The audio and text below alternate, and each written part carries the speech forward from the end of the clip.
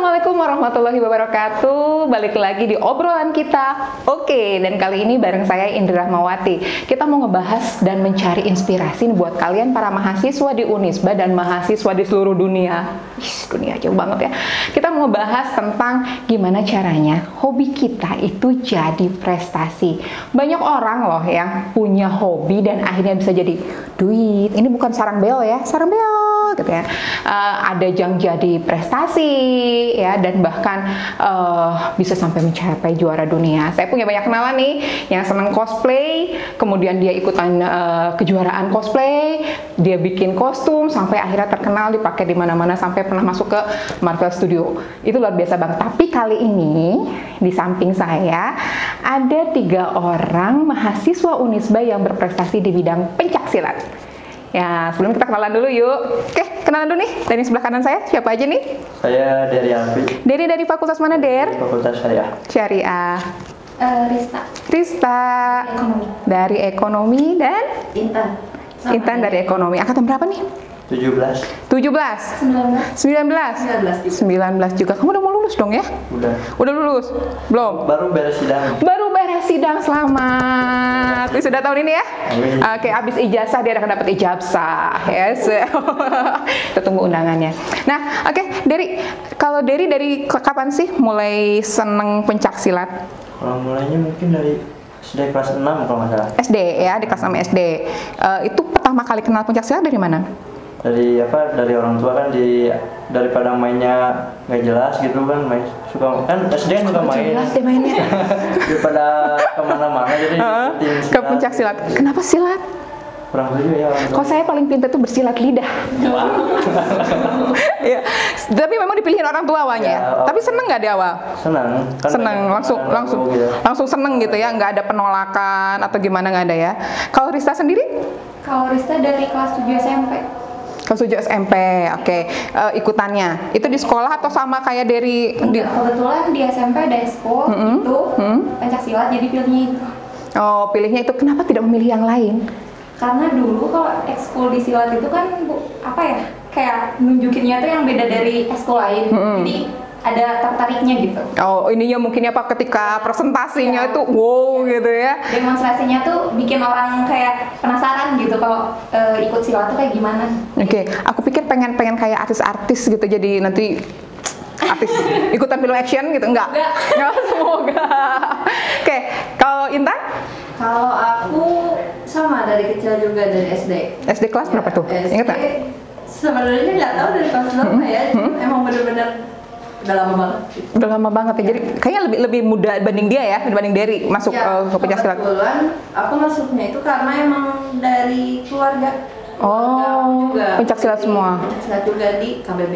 Oh, di KBB. Jadi punya ini sendiri ya? Punya apa sih kayak Punya perguruan sendiri. Iya. Merpati Putih apa gitu nggak ya? Apa sih namanya? Iya, Kayak gitu lagi. Mungkin perguruan aku itu Mekar Pataliwargi. Oh, jadi memang udah based on-nya jadi apa ya, olahraga keluarga gitu ya? Iya, dari keluarga. Jadi keluarga dia otomatis mau harus. Boleh ada yang mau menolak nggak? Wajib dan memang Kalau misalnya memilih olahraga lain, karate, misalnya taekwondo apa gitu? kayaknya di blacklist dari Dikeluarkan dari daftar pewaris ya, bahaya ini ya.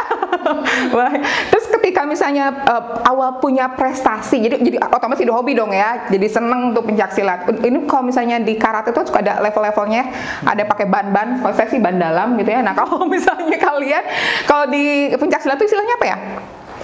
Sabuk juga sama ya, based on sabuk juga ya tingkatannya. Udah sampai tingkat paling mana tuh? sebenarnya nih. Kalau di silat beda perguruan, beda tingkatannya. Unik banget ya. Iya. Nah, ketika kemarin tanding di Bali itu standar penilaiannya apa ya? Kan beda-beda itu kan? Kalau silat ada 2 kategori, yang tanding sama yang seni. Kalau yang tanding berdasarkan berat badan. Oke, kayaknya saya nggak masuk, terlalu berat. Apalagi? Kalau yang seni ada tunggal, ganda, regu. Gitu. Oh, jadi memang ada standarnya walaupun ada perguruannya beda-beda gitu ya. Terus kan kalau silat-silat kan suka beda-beda, kayak misalnya kayak di Betawi itu gayanya beda lah dengan silatnya orang Sunda gitu ya. Terus misalnya silatnya dari Sumatera kayak apa Niko Uwais gitu ya. Itu kan beda lagi kan. Nah, itu ada standar nggak ketika misalnya tanding harus pakai pakai gaya apa gitu, gaya bag mungkin ya orang Sunda mah. Kalau misalnya kayak kemarin kita di Bali itu kebetulan kan untuk apa namanya, bukan satu perguruan, jadi kalau misalnya tanding, cuman kalau setiap perguruan harus ada sikap kaidah gitu. Kalau selebihnya ya sama, kalau menyerang ada tendangan, ada pukulan gitu. Oh, jadi sama ya. Jadi ada standarnya ya yang harus, misalnya kayak salamnya, closingnya awalnya gitu ya. Terus style apa aja yang harus ada gitu ya. Yang memang standar ada di silat semua. Ini memang hobi atau memang kebutuhan atau memang kepaksa, misalnya takut dikeluarkan dari kartu keluarga gimana? Kalau saya mungkin hobi nggak terlalu hobi ya, soalnya lebih hobi futsal gitu-gitu. Okay. Kan udah karena terlalu berkecimpung terlalu dalam, jadi kan udah berprestasi ya kan, tanggung kalau nggak dilanjutin. Prestasi apa aja sih yang pernah dapat? Kalau yang paling tinggi itu kemarin PON di Papua itu, kebetulan juara 3. Wih, PON ya, nasional. Kemudian? O2SN nasional juga pernah juara 4 waktu itu. Sama Porda paling yang sebelum PON itu juara 2. Biasa, jadi memang sayang ya kalau ditinggalkan gitu. Kalau Risa sendiri? Sebenarnya hampir sama, karena ikutnya karena ekskul, cuman karena setelah 2 tahun 3 tahun kayak sayang ya kalau misalnya keluar dan nyari lagi yang lain, jadi udahlah dilanjutin dan jadi hobi sih sebenarnya sampai sekarang. Jadi kalau enggak tuh rasanya ada yang kurang gitu ya. Intan tadi selain keluarga, hobi juga apa? Iya, kan hobi juga. Hobi juga ya. Mendarah daging kalau dia ya, karena sekeluarga ya. Dari segi lingkungan ya, segi lingkungan keluarga, begitu semua gitu. Jadi Support ya. Udah nyaman di lingkungan itu gitu. Udah enak ya. Hobi ya. Dan memang bagian dari kebutuhan ya, udah kayak makan buat Intan ya kalau pencak silat. Oke, kalau misalnya yang membuat kalian termotivasi, kan ada orang ya ikutan aja deh buat aktualisasi diri. Apa sih yang membuat kalian termotivasi untuk menjadikan kegiatan pencak silat ini sebuah prestasi? Kalau dari diri apa ya? Kayaknya sayang gitu kalau cuma olahraga, cuma ngeluarin keringat doang gitu. Kan setidaknya bisa dapat prestasi, uang juga dapat. Wih, dapat uang. Tuh ya, kalau dikembangkan hobinya bisa jadi fulus. Kayak apa lagi dapat uang? Pernah dapat sampai berapa? 3 digit pernah. Oh, kayaknya saya mau jadi olahragawan aja kalau begini ya. Terus kalau Risa pernah?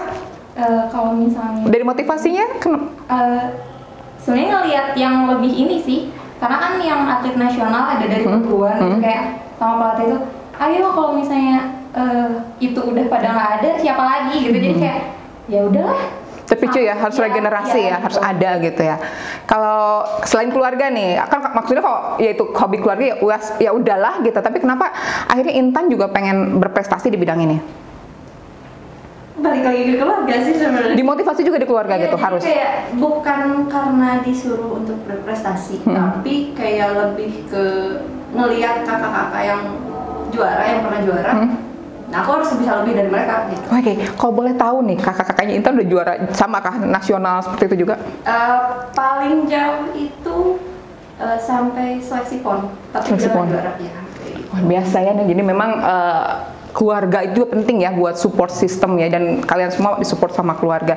Dan selain itu kan ini pencak silat adalah olahraga bela diri lokal ya, jadi kalian juga ikut mengembangkan budaya lokal. Kasih applause dong buat mereka.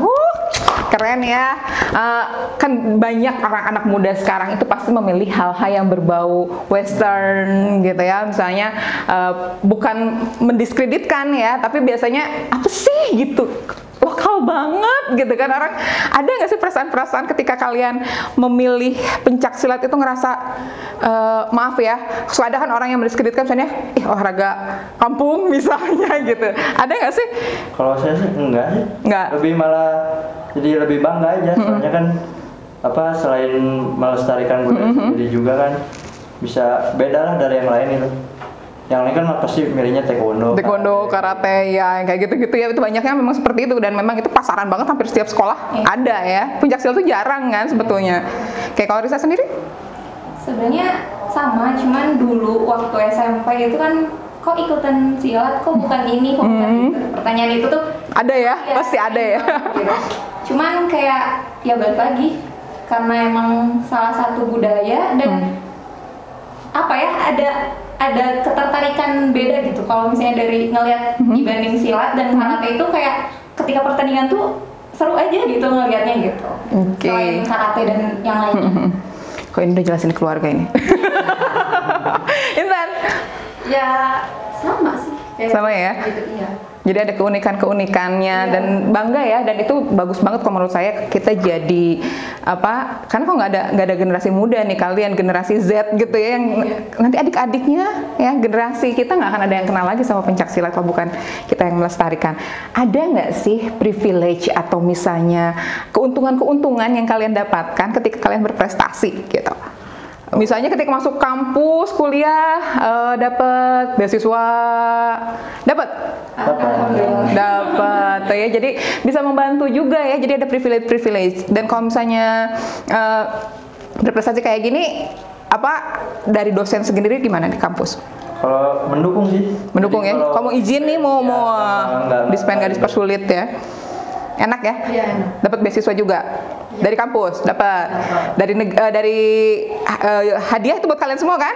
Iya. Emasnya digantung di rumah. Di hati dong kalau mas mah. Maksudnya ganteng. Jadi mereka ini dapat kemarin di Bali ya. Di Bali itu mendapatkan 4 emas dan 2 perunggu ya dari 6 orang yang dikirimkan dari Unisba ke Bali. Luar biasa banget ya. Keren. Oke, saya pengen tanya nih. Kan orang biasanya berpikir kalau yang namanya pencak silat itu berarti olahraga bela diri. Ya. Pernah dipakai nggak untuk membela diri? Misalnya ayo bully gitu ya, bullying, lagiin. Oh saya enggak sih saya. Nggak pernah? Nggak pernah berantem yang gitu.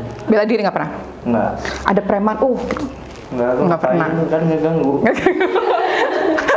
Ya, misalnya ada yang ngeganggu kamu nggak ada gitu, misalnya langsung kamu pakai, nggak pernah. Oke. Kalau Rista sendiri pernah? Kebetulan SMP kelas 9. Kelas 9, oke. Dikeluarkan jurusnya. Enggak sih sebenarnya. Oke, keluarin semua. Biasa anak bercanda laki-laki, cuman udah terlalu kelewatan, agak keluar nih di itulah. Ya.